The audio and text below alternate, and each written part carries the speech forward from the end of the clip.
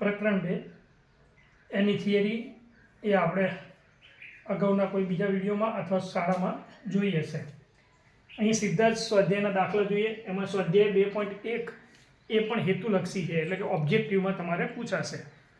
અહીંયા સીધા પ્રકરણ 2 કે જેમાં બે પ્રકારની બે રીતથી દાખલા ગણશું આપણે, જેની અંદર સ્વાધ્યાય 2.2 ના પહેલા પ્રશ્નની અંદર શું સૂચના આપી છે તો કે બહુપદીના શૂન્ય શોધો. ઘણીવાર આટલા સુધી પૂછે છે, ઘણીવાર એવું પણ પૂછે કે શૂન્યનો સરવાળા અને ગુણાકાર શોધો, એટલા સુધી પૂછે. અને સૌથી પૂરેપૂરી માહિતી આવે અને છેલ્લા લેવલનો દાખલો હોય તો કે એમાં પાછું આગળ એવું પણ પૂછે કે તેમના શૂન્ય અને સહગુણક વચ્ચેનો સંબંધ ચકાસો. એટલે આનાથી આગળ ના જાય, એટલે આ છેલ્લા લેવલનું છે. આમ અઘરા મગરો અથવા વધુ માર્ક્સનો કોઈ દાખલો પૂછે તો આટલામાં આટલું પૂછી શકે. ચલો આપણે સ્ટેપ બાય સ્ટેપ કરીએ. પહેલાં તો કે બહુપદીના શૂન્ય શોધો. તો બહુપદીના શૂન્ય શોધો હોય તો અહીંયા કેટલી ઘાત છે તો કે દ્વિઘાત બહુપદી છે. તો મોટામાં મોટી ઘાત જેટલી હોય ને એટલા શૂન્ય અવયવો મળે, અને એ અવયવ પરથી આપણને શૂન્ય મળે. કારણ કે આપણે સુરેખ બહુપદી હોય ને અગાઉના ધોરણમાં શીખ્યા હતા કે ભાઈ x+2 હોય ને આના શૂન્ય જોતા હોય તો મળી જાય. કેમ તો કે આની એક ઘાત ગણાય, એટલે આનું એક જ શૂન્ય મળે. એક શૂન્ય હોય એ તમને સીધું મળી જાય, અવયવ પાડવા ના પડે. જેમ કે x+2 ના અવયવ શૂન્ય જોતું હોય તો બરાબર શૂન્ય મૂકી દો તો શું મળી જાય તો કે +2 આ બાજુ આવે તો માઇનસ થઈ જાય, એટલે 0 - 2 એટલે -2. તો આપણને મળી ગયું શૂન્ય. શૂન્યનો મતલબ એવો થાય કે આ એવી કિંમત કે જેને x ની જગ્યાએ મૂકો તો આ બંનેનું સાદું રૂપ આપતા જવાબ શું મળે આપણને 0. એને શું કહેવાય? શૂન્ય. એટલે કે એવું કહેવાય તો કે x ની વેલ્યુ કહેવાય કે x ની એવી વેલ્યુ કે જે બહુપદીની કિંમતને શેષ 0 કરે. ચલો તો અહીંયા પણ આપણે શું કરવું છે? જવાબ શું લાવવો છે? શૂન્ય. તો બરાબર બહુપદી બરાબર 0. પહેલાં આને આપણે અવયવ પાડશું, કારણ કે આ સુરેખ બહુપદી આપણને આપી નથી. એ દ્વિઘાત બહુપદી છે એટલે પહેલાં બે અવયવ મળશે જે સુરેખ હશે. તો મેં અગાઉના વિડીયોમાં બહુપદીના અવયવો પણ શીખવાડ્યા છે, એ રીતે ફરીથી એકવાર શીખવાડશું, ધ્યાનથી જોઈ લેજો. પહેલાં તો ચેક કરો કે ભાઈ પહેલાં અને છેલ્લા પદ એટલે કે પ્રથમ અને અંતિમ પદનું વર્ગમૂળ નીકળે છે તો કે 8નું વર્ગમૂળ નીકળતું નથી. 8 કોઈનો વર્ગ નથી. તો એવી કન્ડિશનમાં આના અવયવ કઈ રીતે પાડવાના તો કે પ્રથમ અને અંતિમ પદનો ગુણાકાર કરવાનો, એટલે શું મળે? 8x². 8 × x એટલે 8x². હવે 8ના તમામ અવયવ, 8 કયા ઘડિયામાં આવે તો કે 8 પોતાના ઘડિયામાં આવે, 8 × 8. બીજું કયા ઘડિયામાં આવે તો કે 4ના ઘડિયામાં, 4 × 2 = 8. પછી તો કે 2 × 4 = 8. પણ એ તો આવી ગયું ને, 4 × 2 = 8 કે 2 × 8. આના સિવાય બીજા કોઈ અવયવ પડતા નથી. હવે આ બંને અવયવમાંથી કોઈ પણ એક અવયવ એવી રીતે સેટ કરો કે જેથી આના વિભાજન થાય. એટલે કે આ બંને પદની સરવાળો કે બાદબાકી કરી અને 2 લાવવાના છે. જેમ કે 8માંથી 1 કાઢું તો 7 થાય, 2 તો ન થાય. 4માંથી 2 કાઢું તો કેટલા થાય? 2. તો આપણે અહીંયા શું સેટ કરશું તો કે પહેલું પદ એમની પહેલી નિશાની એમની ખાલી 2x કાઢી નાખવાના છે. એની જગ્યાએ આનો x આની પાછળ લગાવીને 4x અને બીજો x આની પાછળ લગાવીને 2x એ અહીંયા મૂકી દેવાના, જે એના વિભાજન સ્વરૂપે. કોના વિભાજન? 2xનું વિભાજન બતાવે. -8 બરાબર 0. અહીંયા જે હું એરો મારું ત્યાં નિશાની તમારે બુદ્ધિથી વાપરવાની, બાકીની બધી નિશાની તો ઉપરથી જોઈને મૂકવાની છે. મોટો પ્રથમ રાખજો, નાનો પછી રાખજો. જો તમે એને આડાઅવડું કરવું હોય તો તમને બહુપદીના સરવાળા બાદબાકીના નિયમો ખબર હોવા જોઈએ કે ક્યારે સરવાળો થાય, ક્યારે બાદબાકી થાય. જેને સામાન્ય ખબર ના પડતી હોય અને આ મેથડથી કામ કરો તો ઝડપથી તમને સચોટ જવાબ મળે. ચલો -4x. હવે તમારે શું કરવું છે પહેલાં યાદ કરો. 4માંથી 2 કાઢવા છે તો કે હા આપણે તો 2 લાવવા છે, તો આ 2ની બાદબાકી કરવી હોય તો આ નિશાની કરતાં અહીંયા વિરુદ્ધ નિશાની મૂકવી પડે. અહીંયા માઇનસ હોય એટલે શું મૂકવા પડે? પ્લસ, તો જ બાદબાકી થાય. બરાબર. અને પાછું એ પણ ચેક કરો, 4માંથી 2 જાય તો 2 તો થયા, પણ મોટાની સાઈન અહીંયા હોય એટલા માટે આપણે આ રીતે સેટ કરીએ. જો તમે 2x પહેલાં 4x પછી લખ્યા હોત તો નિશાની તો આ જ રહે. 2xની આગળ પ્લસ, 4xની આગળ માઇનસ. ચલો તો પહેલું પદ મળી ગયું. સેકન્ડ પદમાં શું થાય તો કે 2 2ની જોડ બનાવો. પ્રથમ 2, અંતિમ લાસ્ટ 2 પદની જોડ. આમાંથી કોમન કાઢવાનું થાય એટલે આગળ અહીંયા અંક જ ના હોય તો આપણે જોઈએ તો કે આમાં 2x છે, આમાં 1x છે, એટલે શું કોમન નીકળે? સીધો x કોમન નીકળે. આવું ક્યારે કરવાનું તો કે અહીંયા કોઈ અંક ના હોય, તો જો અહીંયા અંક હોય તો આ બંને અંકોમાંથી પણ કંઈ કોમન નીકળી શકે. જેમ કે અહીંયા જુઓ, અહીંયા 2 છે, અહીંયા 8 છે, તો 2 અને 8માં અંકોમાં કોમન નીકળે. કેવી રીતે? તો કે 8ના અવયવ પાડશો એટલે તમને મળી રહેશે. ચલો પહેલાં આનું પતાવી દઈએ.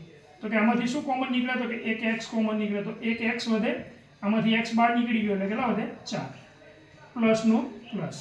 હવે આ બંનેમાંથી કોમન કાઢીએ ત્યારે x તો કોમન નહીં નીકળતો પણ અંક કોમન નીકળે. જેમ કે આમાં 2 હતો અને 2 × 8 કહેવાય, તો બંનેમાંથી 2 2 કાઢી લો કોમન, તો આમાંથી x વધે, વચ્ચે માઇનસ મૂકશું અને છેલ્લે 4 વધે. તો જો આ બંને કૌંસ સમાન આવવા જોઈએ, કારણ કે હજુ આમાંથી સામાન્ય અવયવ કાઢવાનો છે. તો આ બંનેમાંથી સામાન્ય અવયવ કયો તો કે x - 4 એક અવયવ, બીજો અવયવ કયો વધ્યો તો કે જે કૌંસની બહાર છે ને બંનેનું એ બંને એક સેકન્ડ નંબરનો અવયવ થશે. તો અહીંયા આપણને અવયવ મળી ગયા જે સુરેખ બહુપદી છે. મેં તમને હમણાં રકમમાં બતાવ્યું ને શૂન્ય શોધતા, તો કે એ રીતે શોધશું. હવે કઈ રીતે શોધશું તો કે x - 4 બરાબર 0 અને x + 2 બરાબર 0. ચલો અહીંયા -4 આ બાજુ આવે એટલે શું થઈ જાય પ્લસ. એટલે ખાસ યાદ રાખો માઇનસ હોય તો પ્લસ અને પ્લસ હોય તો માઇનસ. આ બંને આપણને x ની એવી કિંમતો મળી કે જેને આપેલી બહુપદીમાં મૂકો તો જવાબ 0 થઈ જાય સમીકરણ. તો આ બંને શું મળી ગયા આપણને 0. હવે આ 0 તો મળી ગયા, આટલા તો પહોંચી ગયા, પણ હજુ વચ્ચે શૂન્યનો સરવાળો અને ગુણાકાર શોધવા પડશે, પછી સહગુણક સાથે સંબંધ ચકાસશે. તો કે શૂન્યનો સરવાળો અને ગુણાકાર કેવી રીતે કરવાના તો ચલો અહીં નીચે કરીને બતાવો. શૂન્યનો સરવાળો. હા, કોઈને આવડું મોટું લાંબુ સેન્ટેન્સ ના લખો તો ઇંગ્લિશમાં શોર્ટમાં લખાય આલ્ફા પ્લસ બીટા. આલ્ફા કોને કહેવાય તો કે આજે એક શૂન્યને આલ્ફા કહેવાય, બીજા શૂન્યને શું કહેવાય બીટા. એટલે x ની જગ્યાએ તમે આલ્ફા બરાબર 4 અને બીટા બરાબર -2 અથવા બીટા અને કોને આલ્ફા અને કો આડાવડી કહો તો કોઈ ફરક પડે નહીં. તો સરવાળોનું સૂત્ર બરાબર તો કેટલો થાય તો કે આ બંનેનો સરવાળો કેટલો થાય 4 + -2. હવે થાય સરવાળો પણ નિશાની જુદી જુદી હોય તો બાદબાકી. 4 માંથી 2 કાઢો તો +2 એટલે શૂન્યનો ગુણાકાર. આ ગુજરાતીમાં ના લખવું હોય કોઈને તો તમે અહીંયા લખાય કે આલ્ફા ગુણ્યા બીટા, કારણ કે આ આલ્ફા છે આ બીટા છે. એટલે કે 4 × -2. આમાં તો ગુણાકાર જ કરવો પડે. 4 દુ 8.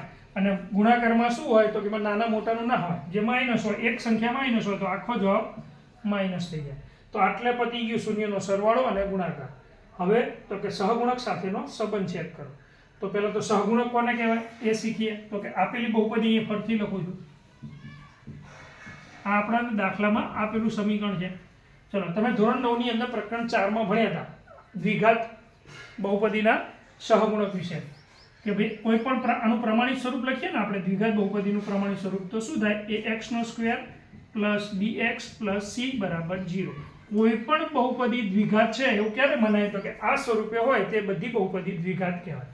તો એના હિસાબે તમે ચેક કરો તો કે x ના સહગુણક એ થાય તો x² નો સહગુણક 1 છે. 1 કેમ તો કે કોઈ પણ પદ 1 જોડે ગુણવાથી મૂળ સંખ્યા જ પ્રાપ્ત થાય. જેમ કે હું 1 × y લખું તો એ y જ મળે. એ રીતે 1 × x² કરું તો x² મળે. એનો મતલબ x² અહીંયા નકરો છે, એનો મતલબ એને કેટલા વડે ગુણાયેલો હશે 1 વડે.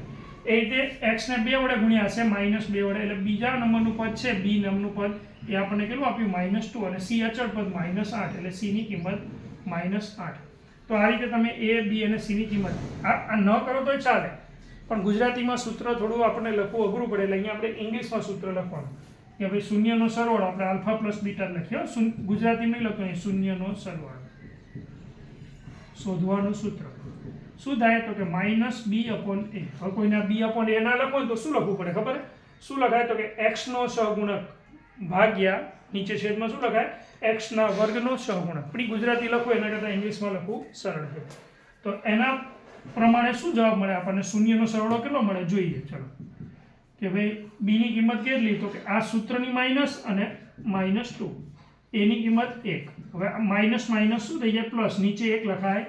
કોઈ પણ પૂર્ણાંક સંખ્યાના છેદમાં 1 હોય તો 1 દર્શાવાતો નથી. ચલો પછી શૂન્યનો ગુણાકાર.